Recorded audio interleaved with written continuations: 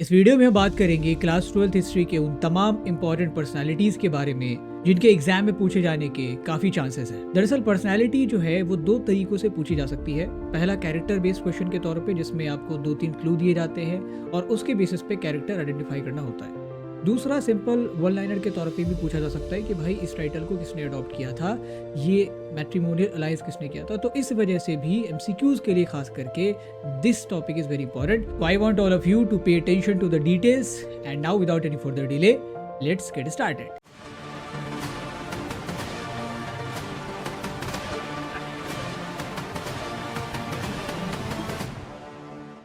तो सबसे पहले बात करेंगे चैप्टर 1 की, ब्रिक्स बीड्स एंड बोन्स। इसमें जो सबसे पहली पर्सनालिटी है that is Alexander Cunningham. ASI की स्थापना की थी 1856 में। पहले डीजी भी थे एंड 1870s में हड़प्पन सील्स इनको मिलते हैं, but he failed to interpret क्योंकि इन्होंने अलग टाइम फ्रेम से इसको कंपेयर किया था। उसके बाद दयाराम सहनी, इन्होंने हड़प्पा को एक्सकेवेट किया था 1921 में, तो ये एक इंपॉर्टेंट कैरेक्टर हो जाते हैं। फिर राखलदास बैनर्जी, इन्होंने मोहनजोदड़ो को एक्सकेवेट किया था 1922 में, तो he is also very important character. उसके बाद आते हैं जॉन मार्शल। ये इन सारों में सबसे इंपॉर्टेंट है, सबसे खास है। डीजी थे ये भी एसआई के और पहले प्रोफेशनल आर्कियोलॉजिस्ट थे जिन्होंने डीजी के तौर पे काम किया। इससे पहले जितने भी आते थे वो शौक या एमेच्योर होते थे। ज़्यादातर लोग मिलिट्री बैकग्राउंड के होते थे जिनका हिस्ट्री में इंटरेस्ट होता था। Announce the discovery of Harappan civilisation in 1924, तो ये डेट भी याद रखिएगा और इनके पूछे जाने के काफ़ी चांसेस है। अगला कैरेक्टर हमारे सामने है एस एन रॉय। ये बेसिकली एक हिस्टोरियन थे, एक कह सकते हैं ऑथर है। तो इन्होंने किताब लिखी है इंडियन आर्कियोलॉजी की जर्नी के ऊपर, the story of Indian archaeology, तो he is also an important character. उसके बाद REM व्हीलर, ये भी काफ़ी इंपॉर्टेंट है। मॉर्टिमर व्हीलर भी डीजी बनते हैं 1944 में। दो कामों के लिए काफ़ी फेमस है। पहला तो स्ट्रैटिग्राफी एग्जीक्यूट करवाया ताकि जो भी आर्टिफैक्ट्स रिकवर हो उनको सही टाइम पीरियड में प्लेस किया जा सके। और दूसरी चीज़, जब ये वेदों को पढ़ते हैं तो उसके बेसिस पे हड़प्पन सिविलाइजेशन के डिक्लाइन को इन्होंने सीधे भगवान इंद्र से कंपेयर किया कि भाई इंद्र की वजह से जो है हड़प्पन सिविलाइजेशन डिवेस्टेट हुआ है, ख़त्म हुआ है। तो these are the important characters of chapter 1। अब आगे बढ़ते हैं चैप्टर 2 के कैरेक्टर्स को देखते हैं। इसमें कुछ राजा, कुछ ऑथर्स वगैरह हैं, तो ये चैप्टर काफ़ी इंपॉर्टेंट है। We are going to start with James Prinsep. ये आदमी मिंट में काम करता था। मिंट ये हिंदुस्तान टाइम्स वाला नहीं, मिंट मतलब उस ज़माने में या अभी भी गवर्नमेंट का एक मिंट होता है जिसमें सिक्के वगैरह छापे जाते हैं। तो ईस्ट इंडिया कंपनी के मिंट में ये काम करते थे। ही डिसेफर्ड ब्राह्मी एंड खारोस्टी स्क्रिप्ट, और उसके बाद ही हम अशोकन इंस्क्रिप्शन को पढ़ पाते हैं, उसके बारे में पता कर पाते हैं। Then Chandragupta Maurya established Mauryan empire in 321 BCE। उसके बाद चाणक्य आते हैं। चाणक्य जो है इनके प्राइम मिनिस्टर माने जाते हैं, ऑल्सो नोन एज कौटिल्य, तो एक चीज़ और आप ऐड कर सकते हैं इसमें। And author of Arthashastra. Arthashastra is an important source to know about the Mauryan empire. Then comes Megasthenes. He was a Greek ambassador in the court of Chandragupta Maurya. Author of Indica, Indica लिखा था इन्होंने। ग्रीक एम्बेसडर थे, बाहर से आए थे, सेल्यूकस निकेटर ने भेजा था। उसके बाद अशोका। अशोका बहुत सबसे इंपॉर्टेंट कैरेक्टर इस चैप्टर का अशोका है। मौर्यन एम्पेरर, देवनाम पियदस्सी के नाम से जाने जाते हैं। दोनों अलग अलग टाइटल इन्होंने होल्ड किए थे। देवनाम पिय का क्या मतलब होता है, पियदस्सी का क्या मतलब होता है, ये आप बताएंगे कमेंट बॉक्स में। He was a first emperor to install inscription, और इन्होंने बहुत सारे स्क्रिप्ट में जो इंस्क्रिप्शंस है वो लगवाए हैं। खारोस्टी यूज़ किया है, ब्राह्मी यूज़ किया हुआ है, क्योंकि उस ज़माने की प्रकृति जो है डिफरेंट जगहों पे उसमें ब्राह्मी और खारोस्टी भी यूज़ होता था। एरामियाक भी यूज्ड है और ग्रीक भी यूज्ड है। तो कई बच्चे समझते हैं कि अरेबियाक यूज़ नहीं है, अरेबियाक यूज्ड है। ये काफ़ी एंशियंट लैंग्वेज है। उसके बाद समुद्रगुप्त, गुप्ता अम्पायर के poster boy, ruler of Gupta empire, and Prayag Prashasti जो है वो इनके बारे में ही लिखी गई है। अब चूंकि प्रयाग प्रशस्ति का यहाँ पे जिक्र आया है तो हम पढ़ेंगे अब हरिसेन के बारे में। Harisena was the court poet of Samudragupta, और इन्होंने प्रयाग प्रशस्ति लिखी है, संस्कृत में लिखी है, तो ये भी आप याद रखेंगे किताब किस लैंग्वेज में लिखी गई है। नेक्स्ट रुद्रदमन, ही वॉज अ शक रूलर, और इस चैप्टर के लिए ये फैक्ट इंपॉर्टेंट है कि इन्होंने सुदर्शन लेक जो गिरनार में लोकेटेड है उसको रिपेयर करवाया था और वहाँ पे इंस्क्रिप्शन में अपना नाम भी डलवाया था। उसके बाद जो इंपॉर्टेंट कैरेक्टर है प्रभावती गुप्त, वेरी इंपॉर्टेंट क्योंकि एक रेयर कैरेक्टर है। वकाटा का क्वीन थी, चंद्रगुप्त सेकंड की बेटी है फ्रॉम गुप्ता डायनेस्टी, और वकाटा का किंगडम को बहुत ज़माने तक कंट्रोल करके रखा, लैंड ग्रांट्स वगैरह भी इशू किए। पान भट्ट उसके बाद हमारा इंपॉर्टेंट कैरेक्टर है। ये कोर्ट पोएट है हर्षवर्धन के, इन्होंने हर्षचरित लिखी थी जो हर्षवर्धन की बायोग्राफी है, and that too was written in Sanskrit. Next question, इसको आप पढ़ेंगे फेनसांग। फेनसांग बेसिकली एक चाइनीज़ ट्रैवलर थे जो हर्षवर्धन के ज़माने में आते हैं, और इन्होंने पाटलिपुत्रा का ब्यौरा दिया है कि 7th सेंचुरी में पाटलिपुत्रा आखिर कैसा था। तो बताते कि पूरी तरीके से वो निस्ता नाबूद हो चुका था, बर्बाद हो चुका था। That was all in chapter 2। Now we are moving to the chapter 3, kinship, caste and class. इसमें भी ठीक ठाक इंपॉर्टेंट कैरेक्टर है हमारे पास। वीएस सुक्थारकर पहले कैरेक्टर, संस्कृत स्कॉलर है और क्रिटिकल एडिशन के प्रोजेक्ट को शुरू किया था इन 1917। उसके बाद गौतमी पुत्र शतकर्णी, सबसे इंपॉर्टेंट कैरेक्टर इस चैप्टर का। ये सातवाहन रूलर हैं, एक टाइटल होल्ड किया था डिस्ट्रॉयर ऑफ प्राइड ऑफ क्षत्रिय, क्योंकि ये ब्राह्मण रूलर थे तो इस तरीके के टाइटल होल्ड कर सकते थे। तो ये भी आप एक फैक्ट याद कर ले कि ही वॉज अ ब्राह्मण रूलर, सतवाहन रूलर ही ब्राह्मण थे बाई कास्ट, बाई वर्ण अगर बात करें तो। And he entered into the marriage alliance with Rudradaman. तो रुद्रदमन से रिलेटेड एक और फैक्ट हो जाएगा कि रुद्रदमन और गौतमीपुत्र शतकर्णी इन दोनों ने आपस में शादी नहीं की थी, इनके बच्चों की शादियाँ हुई थी। नेक्स्ट द्रोणाचार्य। द्रोणाचार्य गुरु थे पांडव और कौरवों के। जाने जाते हैं कि एकलव्य को इन्होंने आर्चरी सिखाने से मना कर दिया था, because he was a firm believer कि आर्चरी जो है वो केवल और केवल क्षत्रियों को ही सीखनी चाहिए। फिर चूंकि अब द्रोणाचार्य का जिक्र आया है तो एकलव्य के बारे में भी पढ़ेंगे। एकलव्य एक निषाद आर्चर है जिसको द्रोणाचार्य ने मना कर दिया था सिखाने से। हिडिंबा बहुत फेमस कैरेक्टर है और पिछले पीवाईक्यूज में हिडिंबा के बारे में पूछा भी गया है। एक राक्षसी हैं, भीम की पत्नी हैं और घटोत्कच की माता है। तो ये तीन आप ट्रेड्स याद रखेंगे, ऐसे ही सवाल बनते हैं। उसके बाद फाइयान। फाइयान का कॉन्टेक्स्ट चांडाल वाले टॉपिक से है। ये भी चाइनीज़ ट्रैवलर है बट ये आते हैं 5वीं शताब्दी में और फेन सांग आए थे 7th सेंचुरी में। ठीक है, फाइयान ने डिटेल दिया है चांडाल के बारे में कि भाई चांडाल जो है वो क्लैपर बजाया करते थे। एक्चुअली में हुएन सांग ने भी चांडाल के बारे में बताया, दोनों ने अलग अलग फैक्ट बताया। ये बताते हैं कि भाई चांडाल्स क्लैपर बजाते थे स्ट्रीट्स पे चलते वक्त, और हुएन सांग बताता है कि भाई जो चांडाल थे वो एग्जीक्यूशनर के तौर पे काम करते थे, जल्लादों के तौर पे काम करते थे। नेक्स्ट बीबी लाल। ये एक आर्कियोलॉजिस्ट है जिन्होंने मेरठ में हस्तिनापुर नाम के गांव की खुदाई की थी, एक्सकेवेशन किया था कि उससे कुछ डिटेल्स निकले, बट कुछ खास लगता नहीं है। Now coming to the next chapter, thinkers believes and buildings. इसमें भी कुछ इंपॉर्टेंट कैरेक्टर्स हैं। सबसे पहला शाहजहां बेगम, भोपाल की रूलर, भोपाल की नवाब, सांची के स्तूप को प्रिजर्व किया, मोनूमेंट्स को इनोवेट किया वापस से। उसके बाद सुल्तान जहान बेगम, ये इनकी सक्सेसर है, इन्होंने भी कंजर्व किया स्तूप को। और इनके दो और इम्पॉर्टेंट काम है कि उन्होंने बगल में म्यूजियम बनाया था, और जॉर्ज मार्शल जो कि रिसर्च पेपर लिख रहे थे इसके ऊपर, सांची के स्तूप के ऊपर, तो उसको इन्होंने फंड किया था। और इस वजह से जॉन मार्शल यहाँ पे इंपॉर्टेंट हो जाते हैं कि इस भाई साहब ने सांची स्तूप पे रिसर्च वॉल्यूम पब्लिश किए और उसको इन्होंने डेडिकेट किया था सुल्तान जहान बेगम को। तो ये भी इंपॉर्टेंट एक कैरेक्टर है हमारे लिए। नेक्स्ट मखाली गोसाला। अब कुछ टीचर्स के बारे में पढ़ लेंगे। Makhali Gosala is a founder of Ajivika sect. नियतिवाद में यानी कि फेटलिज्म में यकीन रखते थे। बुद्धा के कंटेम्प्रेरी है, अजात शत्रु के कंटेम्प्रेरी है, महावीर स्वामी के कंटेम्प्रेरी हैं। फिर अजीत केश कामलिन, ये लोकायत सेक्ट से बिलोंग करते थे, मटेरियलिज्म की इनकी फिलॉसफी थी। उसके बाद अजात शत्रु, ये राजा है मगध के और ये कंटेम्प्रेरी है बुद्धा के, महावीर स्वामी के, मखाली गोसाला के। महावीर स्वामी वर्धमान के नाम पे पैदा हुए थे, मतलब जो बर्थ नेम है वो वर्धमान है, और 23वें तीर्थंकर माने जाते हैं जैनिज्म के। काफ़ी पॉपुलर हुआ जैनिज्म सेक्ट इनकी वजह से। गौतम बुद्ध आते हैं। गौतम बुद्ध सिद्धार्थ के तौर पे जन्मे थे शाक्य कुल में, founder of Buddhism, and he is also known as Tathagata, तो ये भी उनका एक नाम है। उसके बाद महाप्रजापति गौतमी, ये बुद्ध की जो है ना फोस्टर मदर थी, इन्होंने पाला था, और she was the first women to join Sangha. यहाँ पे एक और कैरेक्टर इंपॉर्टेंट है Anand. Anand was the disciple of Buddha, और एक कंट्रीब्यूशन जो उनका इंपॉर्टेंट है कि इन्होंने बुद्धा को बेसिकली परसुएड किया टू अलाउ वुमेन इनटू संघ, कि भाई आप जो है, भाई नहीं गुरु, आप जो है वो महिलाओं को भी संघ में एंट्री दीजिए। उसके बाद अशोका, अगेन बुद्धिज़्म का एक आर्डेंट फॉलोअर, मौर्यन एम्पायर के रूलर, और he ordered the construction of a stupa at Sachi, Bharut and Sarnath. Now coming to the next character, Colin Mackenzie. Colin Mackenzie एक अंग्रेजी ऑफिशियल है जिन्होंने अमरावती स्तूप की ड्राइंग्स बनाई थी, which never got published. Walter Elliot commissioner है मद्रास के। ये सब अमरावती स्तूप के कैरेक्टर्स हैं। इन्होंने स्कल्पचर को पहली बार लूटा एज एन ऑफिशियल, और उसके बाद जो है इनके देखा देखी सारे ऑफिशियल्स जो भी आते थे अमरावती स्तूप को लूटते थे। अब ये बहुत इंपॉर्टेंट है, अमरावती स्तूप में सबसे इंपॉर्टेंट कैरेक्टर ये है, ये एक ब्रिटिश ऑफिशियल है और इन्होंने रिकमेंड किया था कि अमरावती स्तूप को अगर बचाना है तो you have to propose in situ preservation there, कि वहाँ पे जो भी आर्टिफैक्ट्स है उनको उधर ही प्रिजर्व रखा जाए और वहीं पे उसको रिसर्च किया जाए उसके ऊपर, उसको कहीं और किसी म्यूजियम में या किसी के बंगलों में ले जाने की कोई ज़रूरत नहीं है। Now next chapter, through the eyes of travellers. इसमें सबसे पहला कैरेक्टर है अलबिरूनी। अलबिरूनी पैदाइश हुई है सेंट्रल एशिया ख्वारिज़म में, 11वीं शताब्दी ईडी में इंडिया विजिट करते हैं और किताबुल हिंद के ऑथर है, नॉट हिंदी, और ये किताब अरबिक में लिखी गई है, so this book is very important. उसके बाद मार्को पोलो, सीक्वेंस में ही मैं बता रहा हूँ, तो मार्को पोलो उसके बाद आते हैं। In the Italian traveller from Venice, China तक विजिट करता है ये आदमी। Ibn Battuta, again a very important character.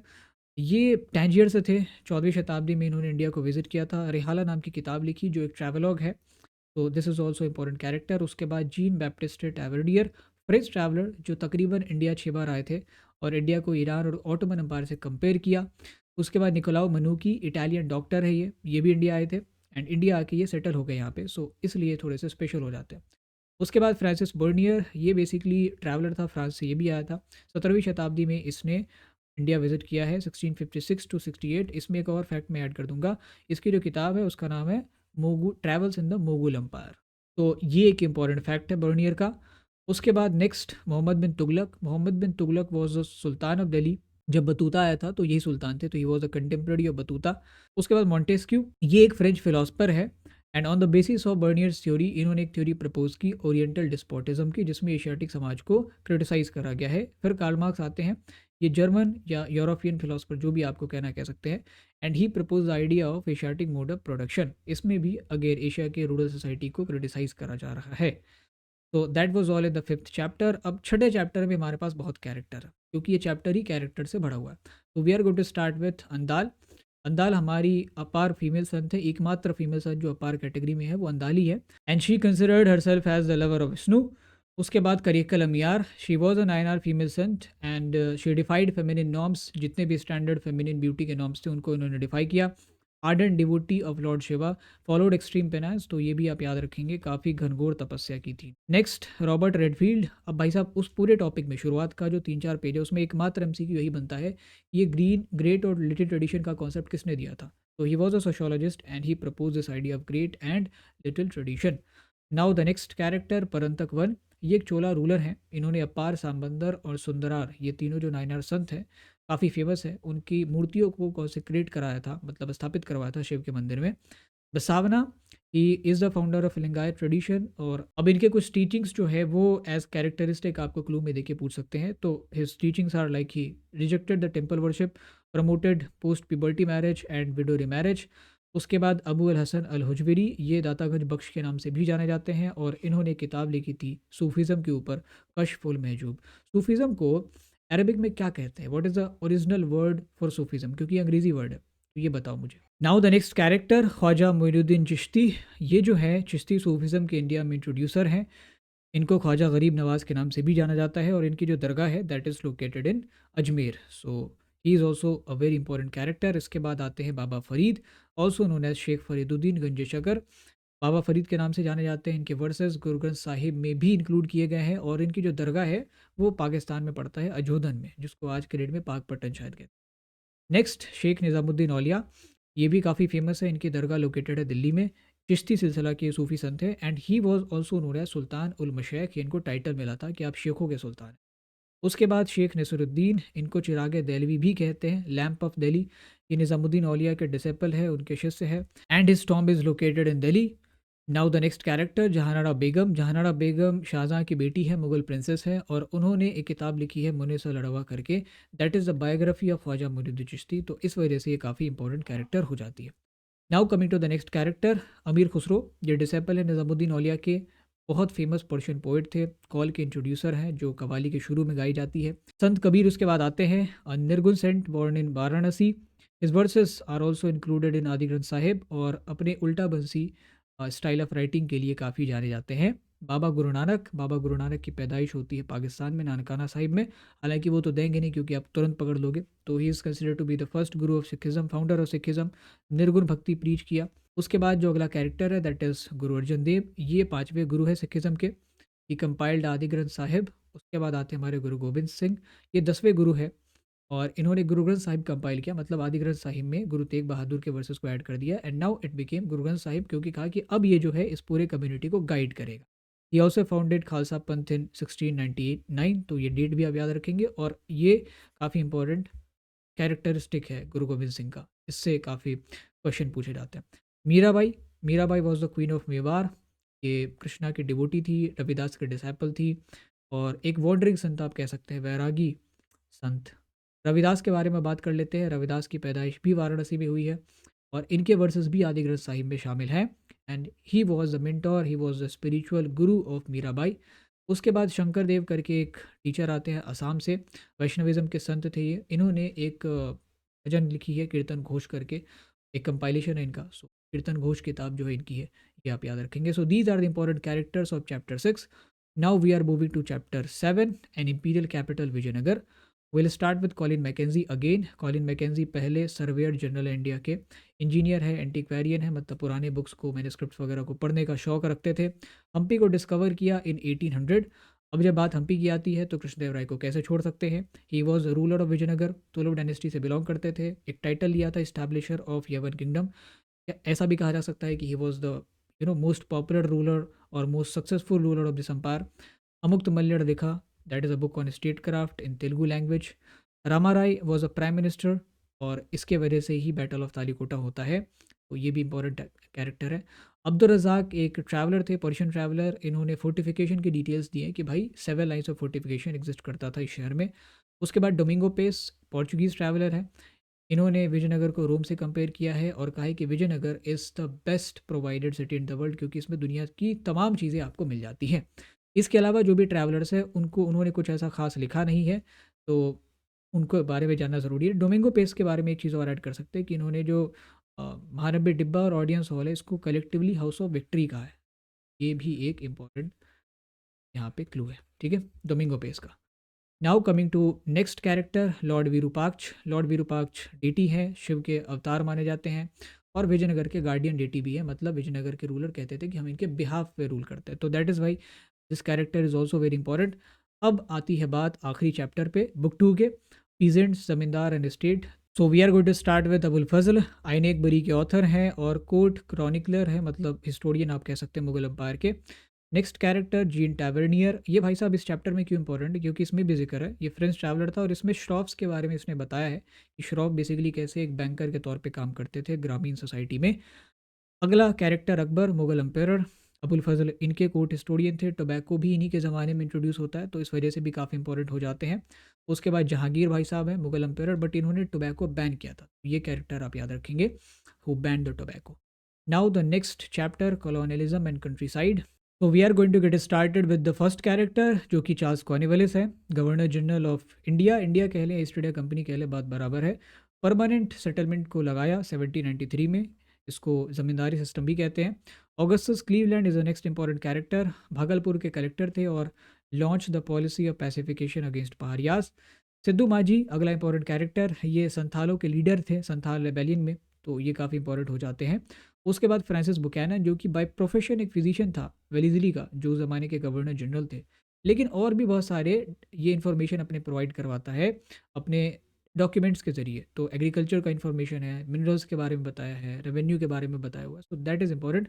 उसके बाद डेविड रिकार्डो, ये इकोनॉमिस्ट थे और इनकी थ्योरी ने काफ़ी प्रभाव डाला रईत वाली सेटलमेंट के ऊपर, so that is an important character as well. अब आगे बढ़ते हैं चैप्टर 10, रेबल सरराज। इसमें कुछ इंपॉर्टेंट कैरेक्टर है, ठीक ठाक मात्रा।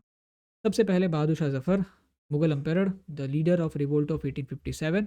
इसके बाद आती है हमारी Rani Lakshmibai from Jhansi, queen from Jhansi, और इन्होंने झांसी से रिवोल्ट को लीड किया। उसके बाद आते हैं हमारे नाना साहेब सेकंड, जो कि बाजीराव सेकंड के सक्सेसर हैं और इन्होंने कानपुर से रेबल्स को लीड किया था। कुंवर सिंह आते हैं, zamindar from Bihar and led the revolt from Arrah, particularly zamindar Arrah के ही थे। उसके बाद बेगम हज़रत महल आती है, वाजिद अली शाह की वाइफ है and she led the rebellion from Awadh, वो वहाँ पे फेस थी। उसके बाद वाजिद अली शाह, ये नवाब थे अवध के and he was deposed in 1856 by Dalhousie on the basis of misgovernance. अब कुछ गवर्नर जनरल के बारे में पढ़ लेते हैं। विलियम बेंटिक सबसे पहला नाम है। ये भाई साहब वेस्टर्न एजुकेशन इंप्लीमेंट करता है, कुछ सोशल रिफॉर्म्स करता है, तो इसलिए काफ़ी खास है। फिर डलहौजी, जो अगेन ये भी गवर्नर जनरल था एंड ये जाना जाता है इंडियन स्टेट्स के एनेक्सेशन के लिए, specially for the annexation of Awadh, जिसको इसने मिस गवर्नेंस के बेसिस पे छीन लिया था। Now the next question, Henry Hardinge, ये भी गवर्नर जनरल थे and he is known for the modernisation of British army. जो इनफील्ड राइफल है वो कहा जाता है कि इनके ज़माने में ही आई थी, जिसको लेके इतना विवाद हुआ था। उसके बाद Wellesley, he was also a governor general and he is known for introducing the subsidiary alliance policy. अब जब बात यहाँ पे सब्सिडरी अलायंस की आती है, तो मैं जानना चाहता हूँ कि अवध ने सब्सिडरी अलायंस कब साइन किया था, tell me the comment box. Next, Shahmal. Shahmal Jat leader थे बरौट से। इन्होंने क्या किया, एक अंग्रेज़ी ऑफिसर का बंगलो था, उसको खाली करके वहाँ पे एक हॉल ऑफ जस्टिस तैयार कर लिया। वहाँ पे ये महफिल लगा के जो है जुडिशल एक्टिविटीज़ परफॉर्म किया करते थे, लोगों के डिस्प्यूट्स निपटाया करते थे। उसके बाद Maulvi Ahmadullah Shah was also known as Danka Shah, और ये अवध से एक लीडर थे रेबल्स के, और इन्होंने बैटल ऑफ चिन्हट में पार्टिसिपेट किया था। ये फैक्ट भी आप याद रखेंगे, ये participated in the battle of Chinhat. Now the next chapter, Mahatma Gandhi and the nationalist movement. अब इसमें महात्मा गांधी के बारे में तो सवाल मैं दूंगा नहीं, क्योंकि ये चैप्टर ही पूरा उनके ऊपर है। उनके अलावा जो भी इंपॉर्टेंट कैरेक्टर है वो मैंने यहाँ पे इंक्लूड किया है, दैट इज गोपाल कृष्ण गोखले। सबसे पहले मॉडरेट लीडर थे कांग्रेस के एंड गांधी जी के मेंटोर थे। सरदार पटेल आते हैं। Sardar Patel was also a leader of Congress, और इन्होंने बारडोली सत्याग्रह को लीड किया था 1928 में। उसके बाद कमला देवी चट्टोपाध्याय, इंपॉर्टेंट कैरेक्टर है, कांग्रेस की लीडर थी, और इन्होंने गांधी जी को परसुएट किया कि आप सिविल डिसोबीडियंस मूवमेंट में महिलाओं को भी पार्टिसिपेट करने दीजिए। उसके बाद आते हैं जयप्रकाश नारायण, सोशलिस्ट लीडर, और इन्होंने अंडरग्राउंड रह के क्विट इंडिया मूवमेंट में काफ़ी अहम रोल प्ले किया। उसके बाद नेहरू साहब आते हैं, कांग्रेस के लीडर, कांग्रेस के प्रेसिडेंट बने 1929 में लाहौर सेशन में, और ये ऑथर हैं एक किताब के, that is a kind of excerpt, जिसमें इनके और गांधी जी के बीच जो पत्र व्यवहार हुआ उसको कंपाइल करा गया है, जिसका टाइटल है a bunch of old letters. So he is also important. जिस चैप्टर में जिस कैरेक्टर्स का जिन ट्रेड्स के साथ कनेक्शन है, मैंने उन वही ट्रेड्स लिए। अब यहाँ पे मैं ये नहीं कह सकता कि ऑब्जेक्टिव रिजोल्यूशन पेश करते हैं, वो अगले चैप्टर में। तो now coming to the next chapter, framing the constitution. सबसे पहले अगेन नेहरू साहब की बात करेंगे, first prime minister and proposed objective resolution on 13th of the December 1946। B R Ambedkar law minister हमारे और ड्राफ्टिंग कमेटी के चेयरमैन। उसके बाद राजेंद्र प्रसाद, अगेन हमारे प्रेसिडेंट हैं कॉन्स्टिट्यूंट असेंबली के, और हमारे गवर्नमेंट के भी सबसे पहले प्रेसिडेंट यही है। सरदार पटेल होम मिनिस्टर थे और एडवाइजरी कमेटी के मेंबर थे। इसके अलावा भी बहुत सारी कमेटियों के मेंबर थे, but advisory committee is important. इसके बाद बी एन राव आते हैं, एक सिविल सर्वेंट थे और इंडिया के कॉन्स्टिट्यूशनल एडवाइज़र थे, तो that is why he is also important. Next character B Pocker Bahadur, Madras से आते हैं, कॉन्स्टिट्यूंट असेंबली के मेंबर थे, and he initiated the demand for separate electorate. Jaipal Singh, ये भी मेंबर थे और ये ट्राइबल्स के इंटरेस्ट को रिप्रेजेंट करते थे, वहाँ पे उनकी बातों के लिए मुखर थे। उसके बाद आरवी ढुलेकर। अब आप इस असेंबली के मेंबर का जिक्र करें और वहाँ पे आरवी ढुलेकर का नाम ना आए तो वो अपराध होगा। ये भाई साहब यूपी से चुन के आते हैं, यूनाइटेड प्रोविंस से, एंड इन्होंने हिंदी को एज ए नेशनल लैंग्वेज बनाने का प्ली दिया, सेपरेट इलेक्टोरेट को क्रिटिसाइज़ किया, तो बहुत एक्टिव थे सारे डिस्कशंस में। उसके बाद बेगम एजाज रसूल आती हैं, ये भी यूपी से चुनी गई थी, फीमेल मेंबर थी। She was not in the favour of separate electorate, तो इन्होंने काफ़ी मदद की बाकी मुस्लिम लीडर्स को इस चीज़ पे राज़ी करने में कि हमें इस डिमांड को छोड़ देना चाहिए। So that was all in this important personality session. And अब अगर आपको इसके PDF चाहिए, हमारे ऐप को डाउनलोड करिए, वहाँ पे फ्री मटेरियल सेक्शन में जाइए, उसमें BL निंजा मटेरियल करके एक फोल्डर होगा और उसमें मिसलेनियस का एक सब फोल्डर होगा, वहाँ पे जाइएगा तो सारे PDF आपको मैप के, डेट के, जितने भी तमाम PDF है एक ही जगह पे मिल जाते हैं। सो गो चेक दैट आउट। और अगर कोई दिक्कत होती है तो नीचे हमने टेलीग्राम चैनल का भी लिंक दे रखा है, वहाँ पे ज्वाइन होके आप PDF प्राप्त कर सकते हैं। फिर भी ना मिले then connect on the WhatsApp 7319697299। Okay, so that was all in this video. All the best for exam. Thank you.